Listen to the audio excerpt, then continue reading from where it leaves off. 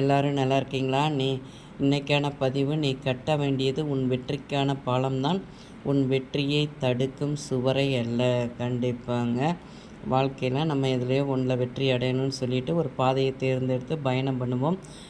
பாதைன்னு ஒன்று எடுத்தாலே அதில் மேடு பள்ளங்கள் இருக்கத்தான் செய்யும்.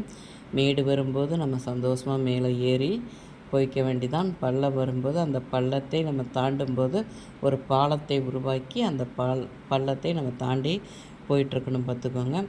நம்மளோட வெற்றியை தடுக்கும் ஒரு சுவரை மட்டும் நம்ம ஏற்படுத்திடக்கூடாது. அதாவது எப்பயுமே நாம் எடுக்கும் அனைத்து முடிவுகளும் நம்முடையதாக இருக்க வேணும். ஏன்னா அது நம்மளுடைய வாழ்க்கையில் வெற்றி அடைவதற்குண்டான ஒரு வழியாக இருக்கும். பார்த்துக்கோங்க. அதாவது நம்ம எப்பயுமே இப்படி யோசிக்கக்கூடாது. ஒரு விஷயம் கிடைக்குமா கிடைக்காதா அப்படின்னு என்றைக்குமே யோசனை பண்ணக்கூடாதுங்க. கிடைக்கும் என நம்ம நம்பணும். நடக்குமா நடக்காதா என யோசனை பண்ணக்கூடாது. முடியுமா முடியாதாங்கிற அந்த யோசனையே வரக்கூடாது. நடக்கும், முடியும் அப்படிங்கிற மாதிரி தான் நம்ம நம்பணும். பார்த்துக்கோங்க.